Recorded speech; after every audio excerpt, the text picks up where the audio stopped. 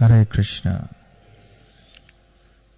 The 8th chapter of the Bhagavad Gita is entitled Attaining the Supreme.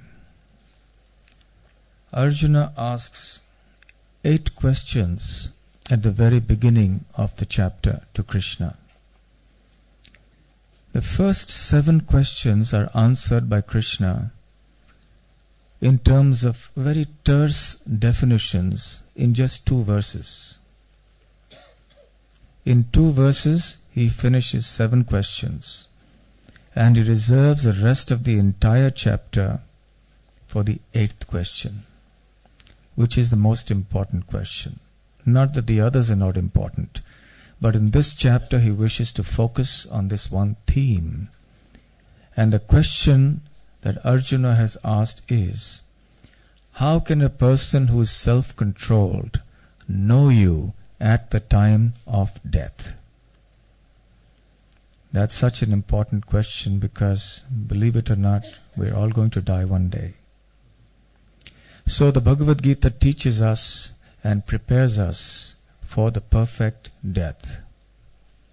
The purpose of life is to prepare for death. The purpose of death is to prepare for an eternal residence with Krishna in the spiritual world. Death is much like an examination. In a school, children are sometimes given examinations. Imagine that you have an exam, but you don't know when it's going to come. It's a surprise test. And it could come any time without notice, so we have to be prepared. So death is like that. It will come unannounced.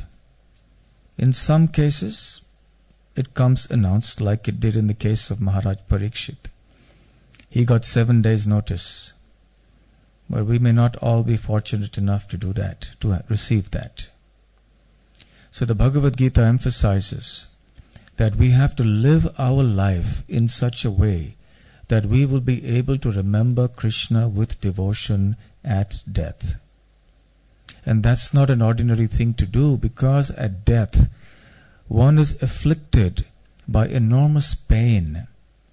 The mind is distracted by so many bodily inconveniences and so many other things that the mind is absorbed in at the time of death, which spontaneously attract the mind away and take it away from Krishna. Gauri Prabhu was mentioning a year or 2 ago about one devotee in whose village in India an old man was about to pass away. He was a wealthy man, he had a big family, a big business and everything. And as he was about to leave this world, his family members gathered around him, and there was the usual grieving and so on. And at that time, he was asked if he had any last desires. And then he noticed at the corner of his eye, it was a rural setting, that one of the cows in the family cowshed was nibbling away at a broom that had been kept on the floor. And he, somehow or the other, with great difficulty, brought on every ounce of his energy and spoke in a loud voice. And he said, "Look, this cow is eating away a broom. And you people are not even doing anything about it. How will you take care of my estate after I am gone?" And then he died. So he was worried about the broom. He was worried about the estate. So even if one tries at the very last minute to think of Krishna, it's not possible. We cannot cheat Krishna.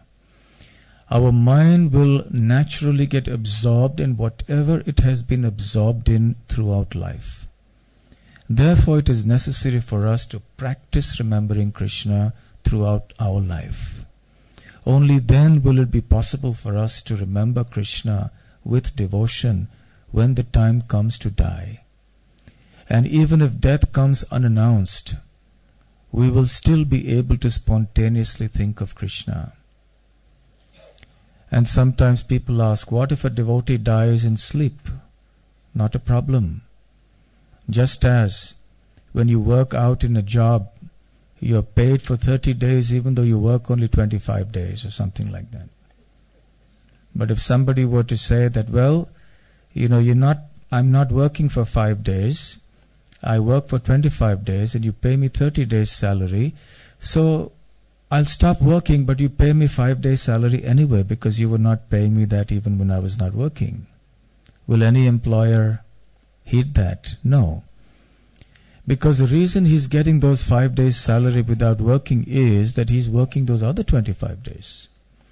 So similarly, if one has in one's wakefulness, in state of wakefulness, thought of Krishna diligently, one has cultivated Krishna consciousness faithfully, then even if death comes in one's sleep or when one is unconscious or in an accident or whatever, then one is protected. One is given due credit for all the remembrance and service that one has done. So therefore, the fact that death can come any time is one very important realization that is given to us in the scriptures. And all human beings, whatever their age, are intended to be ever ready. Whenever death comes, Krishna, yes, we are ready. Think of you with devotion and leave this world. That is a very somber and yet very important message that Krishna is giving us in this 8th chapter. Prepare for your last moment and start thinking of me with devotion now. Hare Krishna.